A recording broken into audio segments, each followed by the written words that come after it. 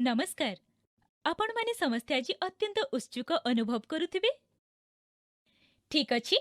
आजी आपण आमको रोषेई करिबा विषय किछि कहिबे ना? व्यक्तिगत एवं रोषेई घरर परिष्कार परिच्छन्नता विषय रे आमे भल भाबरे बुझि जाइछु। आज मु आपणको रोषेई करिबा पूर्वरु किपरि प्रस्तुत हेबे एवं रोषेई करिबा समय रे केउ केउ विषय प्रति ध्यान देबे से विषय रे कहिबी।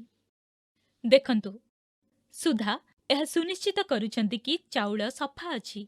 एथिरे बाह्य पदार्थ जेपरिक गोड़ी पोकजोक इत्यादि नाही। एही प्रक्रिया डाली पाई मध्य करंतु एवं सफा करिबा परे रांधिबा पूर्वरु एहाको भले भाबरे धोई नियंतु। अटा को चलरे चले व्यवहार करंतु। आ पनिपरिबा गुड़िक पाई कोन करिबा? सबुज पत्र जेपरिक पाळंग परि साग इत्यादि भले भाबरे धोई काटंतु। काटिबा परे धोइले पोषक तत्व पानी रे धोई ही जाए। अन्य परिबा जेपरिक आलू, सारू एवं कंदमूल इत्यादि काटिबा परे मध्य धोई पारिबे। वर्तमान खाइबा तयारी करिबा समय रे कोन करिबे जानंतु। हाँ, प्रथम कथा रोषेई करिबा समय रे ढांकुणी को बंद रखी रांधंतु। आउ हाँ, सबुठारु मुख्य कथा रोषेई सारिबा मात्रे ही परसी दियंतु। गरम गरम खाद्य शीघ्र खराब हुए नाही। हाँ, यह स्वादिष्ट मध्य होई थाए।